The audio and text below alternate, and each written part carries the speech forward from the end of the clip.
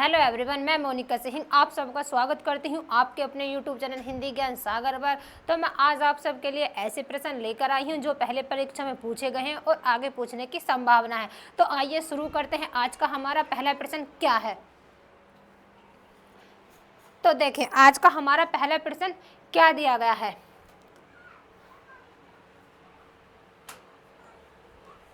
दिया गया है कि निम्नलिखित शब्दों में क्रमशः पर्यायवाची शब्द कौन से होंगे। तो बताओ पर्यायवाची शब्द कौन से होंगे, किसके बताने हैं, पृथ्वी के किसके बताने, पार्वती, पुत्र या पृथ्वी। तो देखो इसमें हमारा कौन सा होएगा, क्या ऑप्शन नंबर इसमें हमारा ए वाला होएगा, क्या बी सी होएगा या बी। अच्छा ये ऑप्शन ऊपर नीचे लिख चुके हैं, ये यहाँ पर बी है और ये यहाँ पर सी है। ठीक, ये ऑप्शन जो है नंबर ऊपर नीचे लिख दिए हैं। तो बताओ इसमें हमारा कौन सा होगा। तो देखो किसके बताने हैं, पार्वती के। तो जो ऑप्शन नंबर हमारा ये वाला है ना बी, इसमें हमारा ये वाला सही होगा। क्या होगा, ये वाला सही होगा, जो जिसमें दिया गया है क्या, रुद्राणी, नंदन और अवनी। क्या, और अवनी। ठीक है, तो ये किसके हैं, ये हमारे पार्वती के होंगे। किसके होंगे, पार्वती के। देखो अगर मैं इसकी और बात करती हूँ हमारे कि पार्वती के और कौन कौन से हो, जैसे कि पार्वती का होता है उमा। क्या होता है पार्वती का पर्यायवाची, एक होता है इसका उमा, और देखो और होते हैं इसका क्या, गिरिजा। और क्या होता है इसका, गिरिजा। किसके, पार्वती के। और मैं आपको बताऊं जैसे कि एक होता है शिक्षा, क्या एक होता है इसका, क्या होता है शिक्षा नहीं सॉरी वो शिवा, सॉरी क्या होता है इसका, एक होता है इसका शिवा। क्या होता है, शिवा। किसके हैं ये सारे हमारे पार्वती के हैं। किसके होंगे, ये हमारे पार्वती के। एक होता है गौरी, क्या होता है, गौरी। गौरी भी किसका होगा, ये भी हमारा पार्वती का होगा। क्या होगा, पार्वती का होगा। एक होता है इसका अंबिका, क्या होता है, अंबिका। अंबिका जो होता है ये भी किसका होता है, अंबिका। तो किसका होता है, ये भी होता है हमारा, किसका होता है ये अंबिका। किसका होता है, ये होता है हमारा,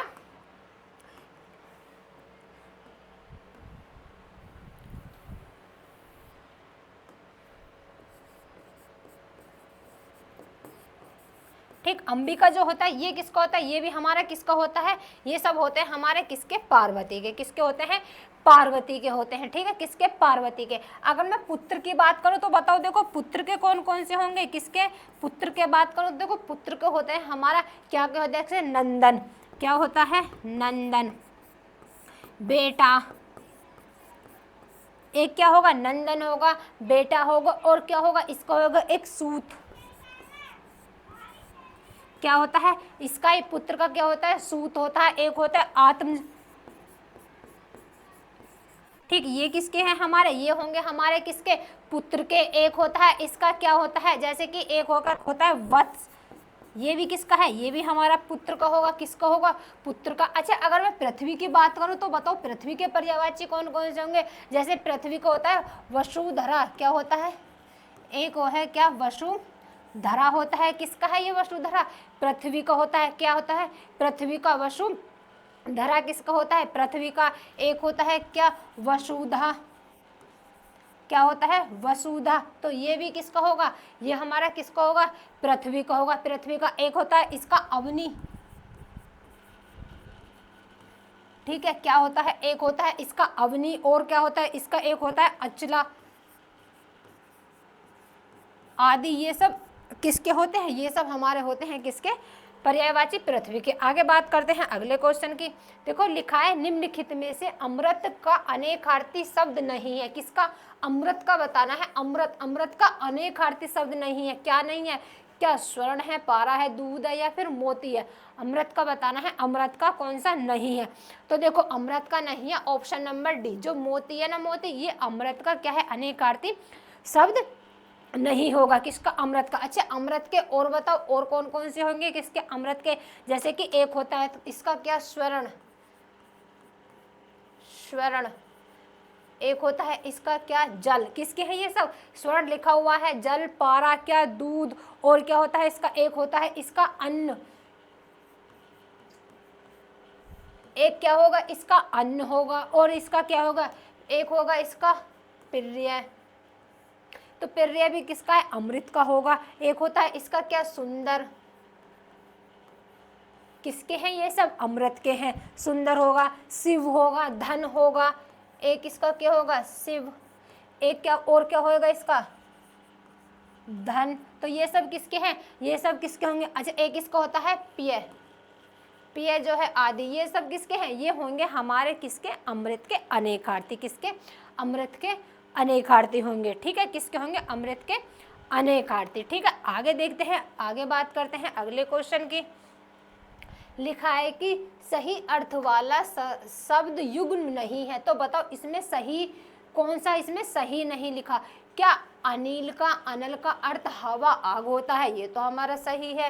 ठीक, अली का और इस अली का गोरा या फिर सखी होता है, ये भी सही है। आदि और आदि का आरंभ और अभस्त, ये भी सही है। क्या जलज और जलद का कमल या फिर क्या समुद्र होगा, जी नहीं, नहीं होगा। देखो अगर मैं जलज की बात करूँ तो जलज का तो कमल होगा ही, क्या जलज का क्या होगा, कमल होगा। लेकिन जो ये जलद है ना, जलद, जलद का समुद्र नहीं होता, जलद का होता है बादल। इसका क्या होता है, इसका होगा हमारा क्या, बादल। ठीक है, किसका, जो जलद है, जलद का जो होगा ये होगा इसका अर्थ, इसका अर्थ क्या होता है, बादल। किसका, जलद का क्या होता है, बादल। आगे बात करें अगले क्वेश्चन की, तो ऑप्शन नंबर कौन सा हमारा, डी वाला। इसमें कौन सा वाला, डी वाला। देखो आगे लिखा है, जो पढ़ा न गया हो, इस वाक्यांश के लिए सही शब्द कौन सा होगा, बताओ क्या होगा।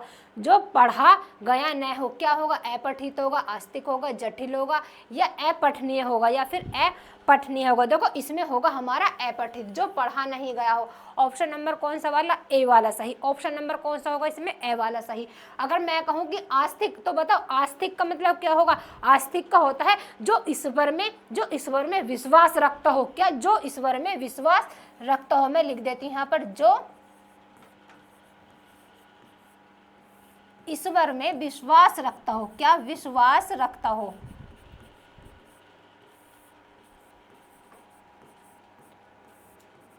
तो इसको क्या कहते हैं, इसको कहते हैं ना आस्तिक। क्या कहते हैं, आस्तिक। अच्छा अगर मैं जटिल की बात करूं तो बताओ जटिल किसको कहते हैं। जटिल उसको कहते हैं जो सरल न हो। जटिल किसको कहते हैं, जो सरल न हो, जो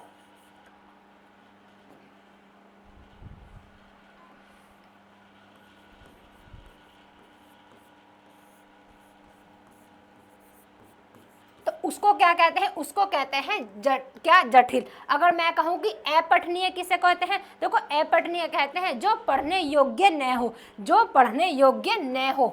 लिख देती हूं यहाँ पर, जो पढ़ने योग्य न हो।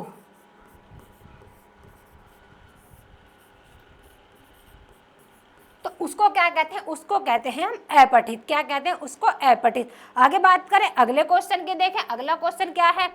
लिखा है कि यहाँ प्रदर्शित वस्तुओं को छूना मना है, यह किस प्रकार का वाक्य है। तो बताओ यह किस प्रकार का वाक्य होगा, क्या किस प्रकार का वाक्य होगा।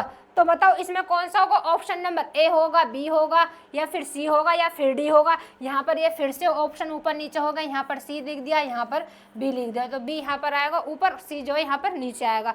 तो बताओ, तो देखो इसमें होएगा हमारा कौन सा, ऑप्शन नंबर होगा इसमें हमारा बी वाला सही, यानी कि ऑप्शन नंबर होगा बी वाला सही। ठीक, इसमें है निदेशवाचक, क्या, निषेधवाचक वाक्य होगा। क्या होगा इसमें, निदेशवाचक वाक्य होगा। अगर मैं कहूँ कि वाक्य, निषेधवाचक वाक्य जो है इसकी, इसे मतलब हम कैसे पहचानेंगे, किसे कहा जाता है, निदेशवाचक वाक्य जो होगा इसे क्या कहते हैं। देखो इसे बोल, इसकी पहचान क्या है, निदेशवाचक वाक्य की पहचान क्या होगी कि जिन वाक्यों में किसी क्रिया को न करने के लिए जोर दिया जाए, यानी कि किसी क्रिया को करने के लिए जोर नहीं दिया जाता है, उसको हम बोलते हैं क्या, निदेशवाचक वाक्य। क्या बोलते हैं उसको हम, निदेशवाचक वाक्य बोलते हैं।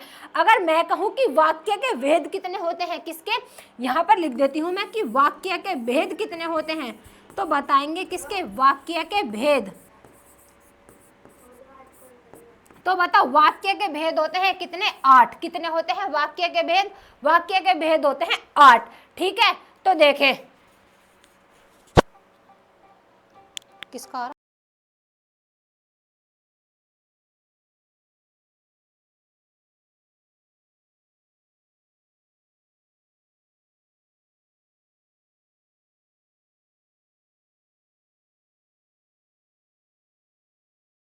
तो देखो कितने भेद होते हैं इसके, होते हैं वाक्य के हमारे 8 भेद। देखो कौन कौन से होते हैं, मैं यहाँ पर लिख देती हूँ पहला, सारे भेद लिख देती हूँ मैं, 8 के 8 भेद बता देती हूँ कौन कौन से होते हैं। देखो पहले की बात करी हूँ तो पहला होगा हमारा विधानवाचक। क्या होगा, पहला कौन सा होगा, पहला होगा हमारा विधानवाचक। ठीक, कौन सा होगा, विधानवाचक। दूसरे की बात करूं, दूसरा होगा हमारा कौन सा, निषेधवाचक। क्या होगा, दूसरा लिख दिया मैंने यहाँ पर, निषेधवाचक। दूसरा कौन सा होगा हमारा, निदेशवाचक होगा। कौन सा होगा, निदेशवाचक। तीसरे की बात करूं, तीसरा कौन सा होगा,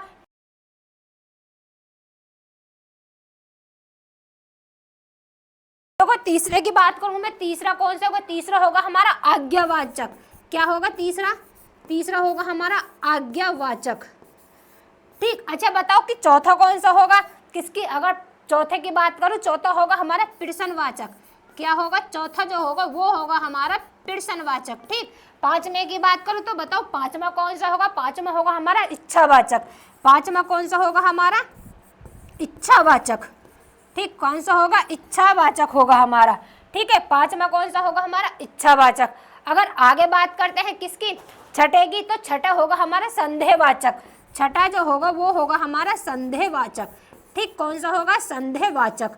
ठीक है, अगर सातवें की बात करूं तो बताओ सातवां कौन सा होगा, सातवां होगा हमारा संकेतवाचक। क्या होगा, सातवां होगा हमारा संकेतवाचक। ठीक, कौन सा होगा सातवां, ये होगा हमारा संकेतवाचक। अगर आठवें की बात करूं तो बताओ आठवां कौन सा होगा, आठवां होगा हमारा विस्मय बोधक वाचक। क्या होगा, आठवां जो होगा हमारा कौन सा, विस्मय बोधक।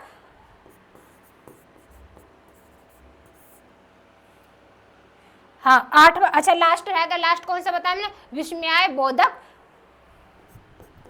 विस्मयादि बोधक वाचक। तो ये हमारे कितने भेद हो गए, 8। किसके, ये हो गए हमारे 8 के 8 किसके, वाक्य के भेद। किसके, वाक्य के। ठीक, तो इसमें हमारा ऑप्शन नंबर कौन सा है, बी वाला सही होगा, बी वाला सही होगा। ठीक है, कौन सा वाला, बी वाला। अच्छा सुनो, अगर मैं पूछूं, मैं कहूं कि वाक्य किसे कहते हैं, क्या, अगर मैं वाक्य की बात करती हूँ तो बताओ वाक्य किसे कहते हैं, क्या वाक्य की पहचान क्या होगी, वाक्य किसे कहते हैं। देखो सुनो, वाक्य कहते हैं कि शब्दों का एक समूह होता है जो संपूर्ण विचार का निर्माण करता है। किसका, मतलब शब्दों का तो एक समूह होता है, और किसका, जो संपूर्ण विचार होते हैं, जो हमारे विचार होते हैं उनका एक निर्माण करता है, तो उसको हम क्या कहते हैं, उसको हम वाक्य बोलते हैं। क्या, वाक्य। आगे बात करते हैं अगले क्वेश्चन की। लिखा है इनमें से कौन सा वाक्य शुद्ध है, तो बताओ इनमें शुद्ध वाक्य बताना है कि शुद्ध वाक्य कौन सा होगा। कि वहां केवल 2 लोग ही थे, 2 लोग केवल वहां थे, वहां केवल 2 लोग थे, केवल वहां 2 लोग थे। ये हमें शुद्ध बताना है। देखो इसमें लिखा है हमारा ऑप्शन नंबर वाला, सी वाला सही, कि वहां केवल 2 लोग थे। तो ये क्या है, ये हमारा बिल्कुल सही लिखा हुआ है। क्या, ये हमारा बिल्कुल सही लिखा हुआ है। आगे बात करते हैं अगले क्वेश्चन की। अगला क्वेश्चन है कि निम्न में से क्या काल कहलाता है, तो बताओ काल क्या कहलाता है। काल जो है वो क्या कहलाता है, क्रिया के घटित होने का समय कहलाता है, क्रिया का सामान्य रूप है, क्रिया का मूल रूप है, या फिर क्रिया का पूर्ण रूप होगा। क्या, क्रिया का पूर्ण रूप होगा। तो देखो काल जो होता है, काल होता है हमारा कि क्रिया के घटित होने का समय कहलाता है। क्या, क्रिया के घटित होने का समय कहलाता है। क्या, तो उसको हम कहते हैं काल। क्या कहते हैं, काल कहते हैं। अगर मैं कहूं कि काल के कितने भेद होते हैं, किसके, अगर मैं कहूं कि काल के भेद कितने होते हैं, काल के भेद, तो देखो काल के होते हैं कितने भेद, 3 भेद। कौन कौन से होते हैं, पहला होता है हमारा कौन सा, वर्तमान काल। पहला कौन सा होता है हमारा, वर्तमान काल। ठीक, दूसरा होता है हमारा कौन सा, वर्तमान काल। दूसरा होता है हमारा कौन सा, भूतकाल। ठीक, कौन सा होता है, भूतकाल। तीसरा होता है हमारा कौन सा, भविष्य है काल। कौन सा होता है तीसरा, तीसरा होता है हमारा भविष्य काल। तीसरा कौन सा बताया मैंने, भविष्य है काल। ठीक है, अब देखें आगे। अच्छा, अगर मैं बात करूं कि वर्तमान काल क्या किसे कहते हैं, भूतकाल किसे कहते हैं, और वर्तमान भविष्य काल किसे कहते हैं। देखो वर्तमान काल कहते हैं उसको जो मतलब क्रिया चल रही हो। क्या कहा मैंने, क्रिया चल रही हो, क्रिया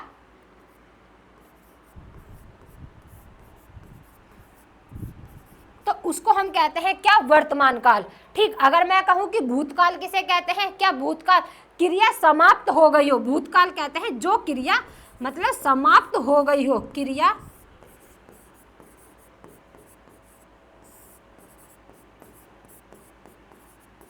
उसको हम क्या कहते हैं, उसको कहते हैं हम कौन सा, भूतकाल। अच्छा आगे बात करूं, भविष्यकाल। भविष्यकाल किसे कहते हैं, जो क्रिया मतलब आगे आने वाली है, जो क्रिया आगे मतलब आने वाली है, क्या, जो क्रिया आने वाली है, जो क्रिया आने वाली है।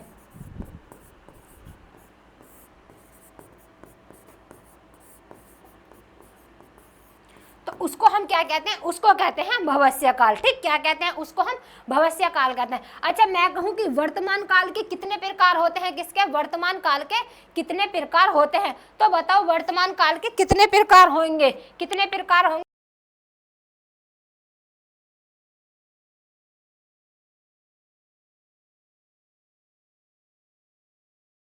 तो बताओ किसके, वर्तमान काल के कितने प्रकार होते हैं। ये देखो वर्तमान काल के प्रकार होते हैं कितने, 5। कितने होते हैं इसके, 5 होते हैं। कौन कौन से होते हैं, पहला होता है इसमें सामान्य वर्तमान काल, दूसरा होता है इसमें तात्कालिक, तीसरा होता है पूर्ण वर्तमान काल, चौथा इसका होता है संदिग्ध वर्तमान काल, पांचवा होता है इसका क्या, संभाव्य वर्तमान काल। ठीक, अगर मैं बात करती हूँ किसकी, कि भूतकाल, तो बताओ भूतकाल के कितने प्रकार होते हैं, भूतकाल के होते हैं 6।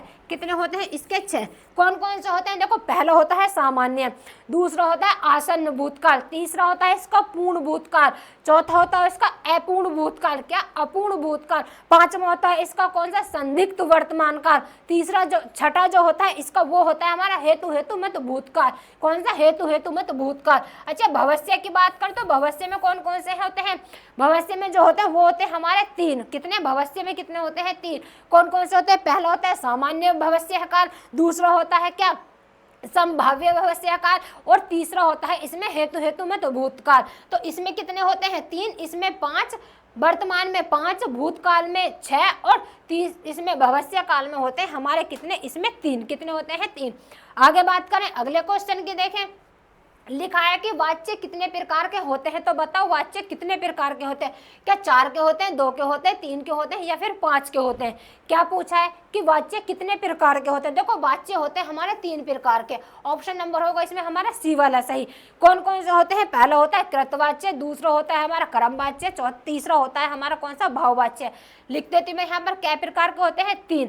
पहले की बात करती हूँ, यहाँ पर लिख देती हूँ, पहला बताया मैंने कौन सा, कृतवाच्य। क्या बताया मैंने, मक्खी बैठी है ना, ये बैठी है, देखे पहला होगा हमारा कौन सा, कृतवाच्य। ठीक, दूसरे की बात करूं तो बताओ दूसरा कौन सा होगा, दूसरा होगा हमारा क्रमवाच्य। ठीक, कौन सा होगा दूसरा, क्रमवाच्य। तीसरे की बात करते तो तीसरा होगा हमारा भाववाच्य। कौन सा होगा तीसरा हमारा, भाववाच्य। ठीक, तो कितने होते हैं इसके, 3 प्रकार होते हैं। कितने, 3 होते हैं। क्या होते हैं इसके, 3 प्रकार। ठीक है, अब देखें आगे बात करते हैं।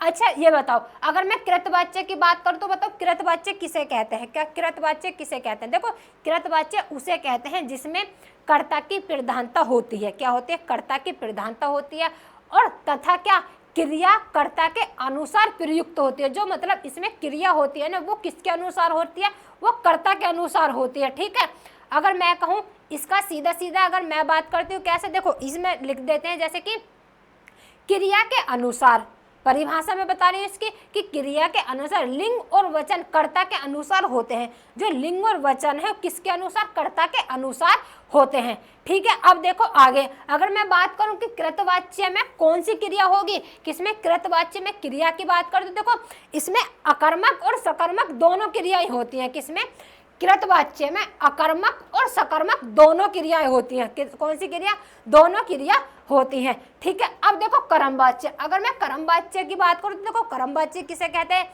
कि जो इसमें जो है इसमें कर्म की प्रधानता होती है। किसमें, कर्मवाच्य में कर्म की प्रधानता होती है, लेकिन इसमें क्रिया का रूप कर्म के अनुसार परिवर्तित होता है। इसमें क्या होता है कर्मवाच्य में, कि जो क्रिया का जो रूप है ना वो किसके अनुसार परिवर्तित होता है, वो क्रिया कर्म के अनुसार परिवर्तित होता है। किसके अनुसार, कर्म के अनुसार परिवर्तित होता है। ठीक, अगर मैं कहूँ कि इसमें जो है क्या, इसमें अतः मतलब कर्मवाच्य में या या फिर के द्वारा प्रयोग होता है। किसके द्वारा? के द्वारा प्रयोग होता है। अगर मैं बात करूं कि कर्मवाच्य में कौन सी क्रिया होगी, देखो इसमें होगी केवल सकर्मक क्रिया। किसमें? इसमें जो होगी इसमें केवल सकर्मक क्रिया होगी, अकर्मक क्रिया न होगी। इसमें क्या अकर्मक क्रिया नहीं होगी, इसमें होगी सकर्मक क्रिया। अब बात करती हूँ मैं आगे भाववाच्य। किसकी? आगे बात करती हूँ किसकी? मैं भाववाच्य। तो देखो भाववाच्य क्या होगा हमारा, किसकी बात करती हूँ मैं? भाववाच्य की। तो देखिए आगे भाववाच्य की बात करती हूँ।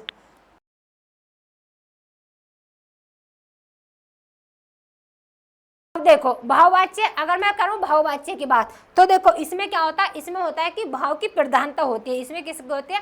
भाव की प्रधानता, यानी कि कर्ता या कर्म की प्रधानता नहीं होती। इसमें कर्म किसकी? मैंने कहा है कि कर्ता या कर्म की इसमें प्रधानता नहीं होती, इसमें सिर्फ भाव की प्रधानता होती है। किसकी? भाव की।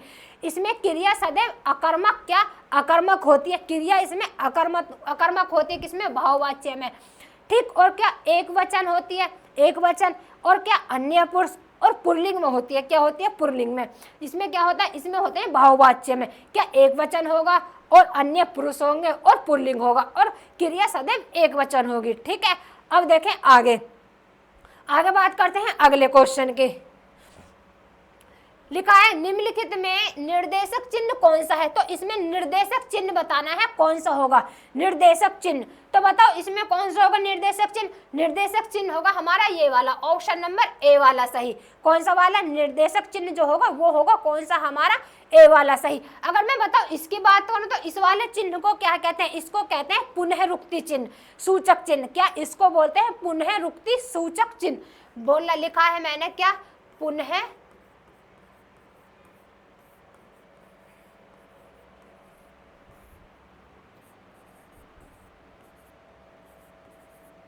पुनःरुक्ति सूचक चिन्ह। अच्छा इसकी बात करो, इसको क्या बोलते हैं? इसको बोलते हैं हस्पंद। क्या बोलते हैं इसको? हस्पद। ठीक, इसको बोलते हैं क्या? हस्पद बोलते हैं। किसको? हस्पद चिन्ह। ठीक है, अच्छा इसको क्या बोलते हैं? देखो इसको बोलते हैं विस्मय बोधक चिन्ह। इसको क्या बोलते हैं? इसको बोलते हैं विस्मय बोधक चिन्ह बोलते हैं। क्या इसको बोलते हैं? विस्मय बोधक चिन्ह बोलते हैं। अब देखें आगे, आगे बात करते हैं अगले क्वेश्चन की। लिखा है कि छक्के उड़ाना इस मुहावरे का अर्थ क्या होगा? छक्के उड़ाना इस मुहावरे का अर्थ क्या होगा? क्या होगा? हराना होगा, जीतना होगा, या हराना होगा, या फिर क्या होगा? जिताना होगा। छक्के उड़ाना, तो बताओ क्या होगा? तो देखो इसमें होगा हमारा ऑप्शन नंबर सी वाला सही। जो ये लिखा ना हराना, हराना लिखा है, हराना, हैराना, हराना लिखा है, ये अलग लिखा है, ये अलग। देख लेना यहाँ पर है के आगे आ लगा है, इसमें रह के और न के आगे आ लगा है। तो इसमें होगा हमारा ऑप्शन नंबर कौन सा वाला सही? सी वाला सही। ठीक, अच्छा अगर मैं कहूँ कि छक्के छूटना, क्या अगर मैं यहाँ पर एक दो और लिख देती हूँ, मैं लिख देती हूँ यहाँ पर कि जैसे कि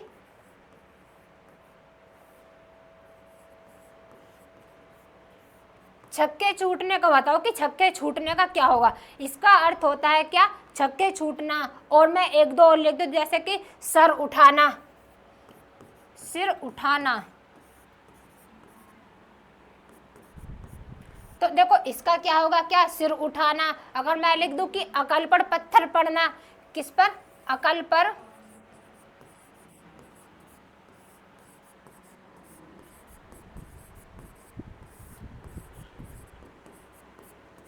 अकल पर क्या? पत्थर पड़ना। ठीक, क्या? अकल पर पत्थर पड़ना। ठीक, अगर मैं बताऊं जैसे कि आग बिछाना, बताओ आग बिछाने को क्या कहेंगे?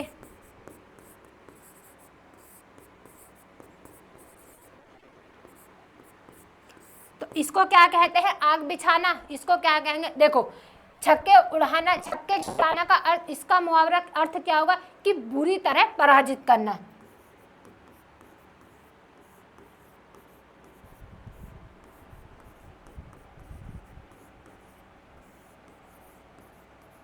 बुरी तरह पराजित करना। अच्छा सिर उठाना का अर्थ क्या होगा? कि विरोध करना। क्या होगा? विरोध करना।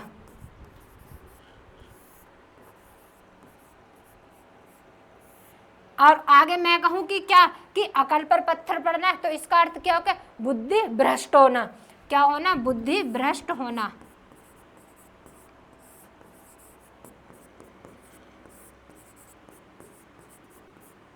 ठीक, क्या होना, बुद्धि भ्रष्ट होना। अगर मैं कहूँ कि आग बिछाना तो इसका अर्थ क्या होगा, प्रेम से स्वागत करना।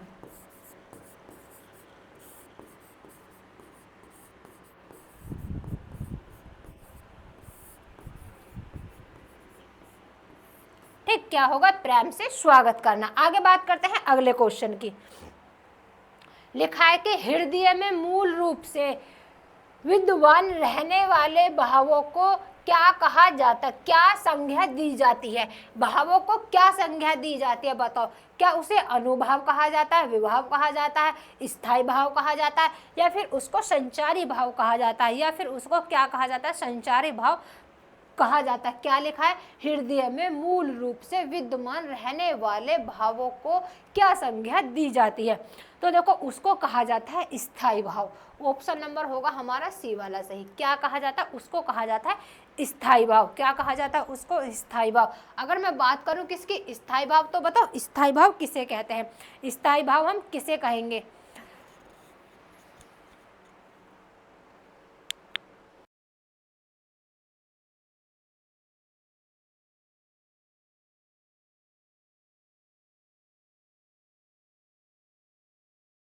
अच्छा, स्थायी भाव होगा, क्या लिखा है कि किसे कहेंगे स्थायी भाव, कि हृदय में मूल रूप से विद्यमान रहने वाले भावों को क्या कहते हैं, हम उसको हम स्थायी भाव कहते हैं। ठीक, स्थायी भाव।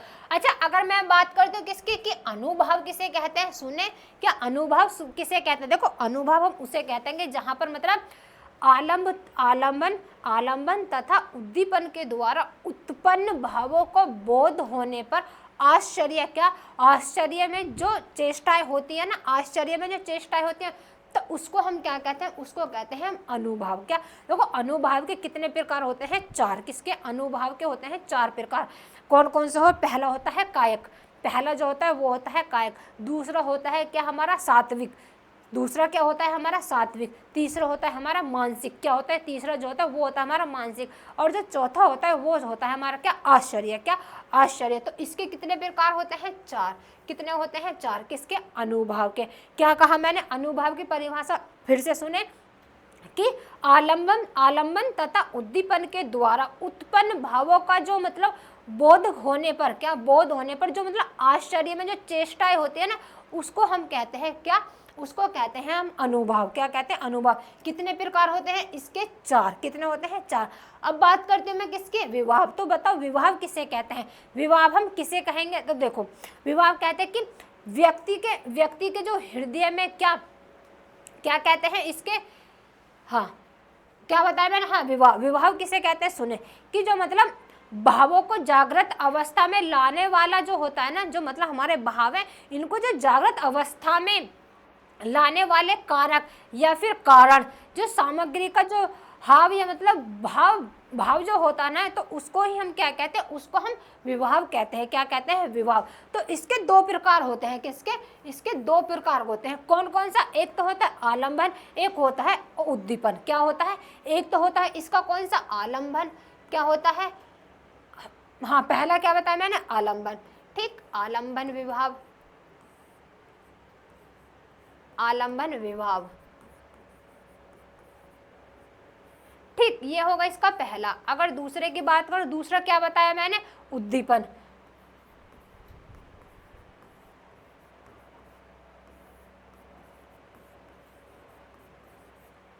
दूसरा होता है हमारा कौन सा, उद्दीपन। अच्छा, अब बात करूं मैं किसकी, संचारी भाव। तो बताओ संचारी भाव किसे कहते हैं, क्या संचारी भाव किसको कहेंगे, संचारी भाव को कहते हैं, सुने इसके परिभाषा है कि जो स्थायी भावों को पुष्ट करने वाले या फिर उसकी सहायता करने वाले, ठीक, या तथा कि मानव मन में क्या निरंतर जो चरित्र होता है ना, क्या संचारित होने वाले भावों को ही हम क्या कहते हैं, उनको हम कहते हैं क्या, संचारी भाव। क्या कहते हैं, संचारी भाव। संचारी भाव को हम क्या कहते हैं, इसको हम विभावीचारी भी बोलते हैं। क्या, इसको हम क्या बोलते हैं, व्यवहारी भावी, क्या व्यवहारी, सॉरी इसको हम क्या बोलते हैं, इसको जो हम दूसरा नाम देंगे वो बोलते हैं हम इसको क्या, व्यवहारिचारी भाव। ठीक है, तो इनकी संख्या कितनी होती है, इनकी संख्या होती है हमारी 33। कितनी होती है, 33। ठीक है, क्या होती है इनकी संख्या, हमारी 33 होती है। ठीक है, कितनी होती है इनकी, 33 संख्या होती है। आगे बात करें अगले क्वेश्चन की। लिखा है कि जो मात्रिक सम छंद है प्रत्येक चरण में 16 मात्राएं होती हैं, उसको कहते हैं, उसको क्या कहते हैं बताओ? चौपाई कहते हैं, दोहा कहते हैं, सोरठा कहते हैं, या फिर हम उसको क्या कहते हैं? रोला कहते हैं, या फिर उसको हम रोला कहते हैं। तो बताओ इसमें कौन सा होगा? तो देखो इसमें होगा हमारा ऑप्शन नंबर ए वाला सही, इसमें होगा चौपाई। चौपाई के क्या प्रत्येक चरण में कितनी मात्रा होते हैं? 16 मात्राएं होती है। कितनी? प्रत्येक चरण में कितनी मात्रा होते हैं? 16 मात्राएं होती हैं। ठीक, क्या 16? किसका है ये? सममात्रिक छंद है। कैसा है ये? सममात्रिक छंद। अगर मैं दोहा की बात करूं तो बताओ दोहा क्या होगा? दोहा होगा हमारा अर्ध सममात्रिक छंद। क्या होगा? दोहा जो होगा वो होगा हमारा अर्ध सममात्रिक छंद। क्या होगा? अर्ध सममात्रिक छंद।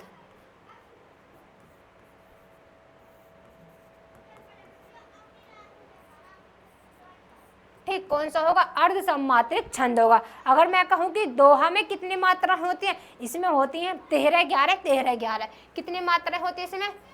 13 11 कितनी? 13 11 मात्राएं होती हैं। ठीक है, किसमें? दोहा में। अगर मैं सोरठा की बात करूं तो बताओ सोरठा। देखो सोरठा भी हमारा कौन सा? ये भी हमारा अर्ध सममात्रिक छंद है। कौन सा? अर्ध सममात्रिक छंद है। इसकी मात्रा की बात करो तो इसमें इसका उल्टा होता है, यानी कि इसमें जो होती है इसमें 11 13 होती है। कितनी होती है? 11 13। ठीक, तभी तो कहते हैं कि दोहा किसका उल्टा होता है? सोरठा का। सोरठा किसका उल्टा होता है? दोहा का। ठीक है, अब बात करते हैं किसकी? रोला। तो बताओ रोला। रोला क्या है? रोला एक हमारा सममात्रिक छंद होगा। रोला कैसा है? रोला हमारा सममात्रिक छंद होगा।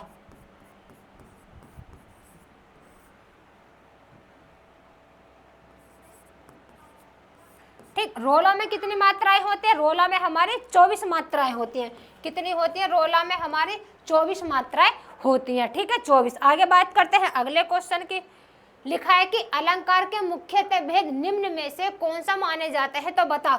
शब्द अलंकार आएगा पहले, अर्थ अलंकार तथा उभय अलंकार। ऑप्शन नंबर डी, शब्द अलंकार, अर्थ अलंकार तथा राशा अलंकार, या फिर शब्द अलंकार, अर्थ अलंकार, या तथा मिश्र अलंकार, या फिर भाव अलंकार, मिश्र अलंकार तथा उभय अलंकार। देखो इसमें होगा हमारा ऑप्शन नंबर ए वाला सही।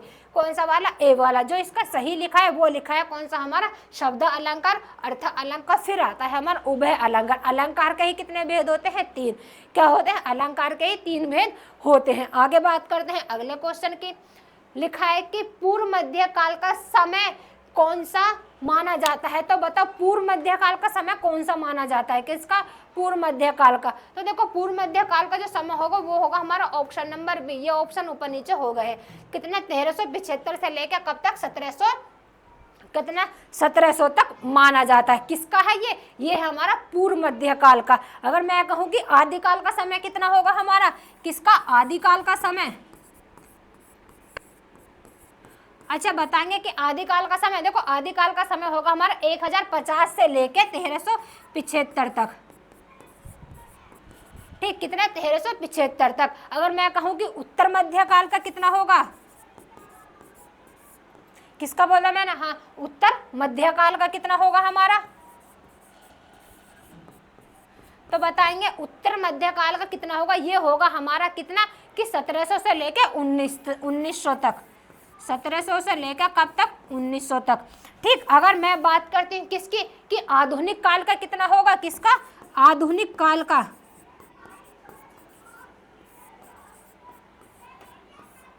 तो बताएंगे आधुनिक काल को होता हमारा कब? 1900 से लेकर कहां तक? 1984 तक। ठीक, ये होगा हमारा समय। पूर्व मध्य काल का इसमें दे रखा है। आगे बात करें अगले क्वेश्चन की। लिखा है आचार्य रामचंद्र शुक्ल ने तुलसी जी के प्रामाणिक ग्रंथों की संख्या कितनी मानी है? तो बताओ कितनी मानी है? 10 मानी है, 8 मानी है, 11 मानी है, या फिर 12 मानी है? तो देखो इसमें मानी गई है कितनी संख्या? हमारी 12। किसके अनुसार? आचार्य रामचंद्र शुक्ल जी के अनुसार कितनी संख्या मानी गई है? 12 मानी गई है। कितनी मानी गई है? 12। ठीक, तो आज के लिए इतना ही। अगर वीडियो अच्छे लगे तो वीडियो चैनल को सब्सक्राइब करना। तो मिलते हैं अगले वीडियो में। Thank you.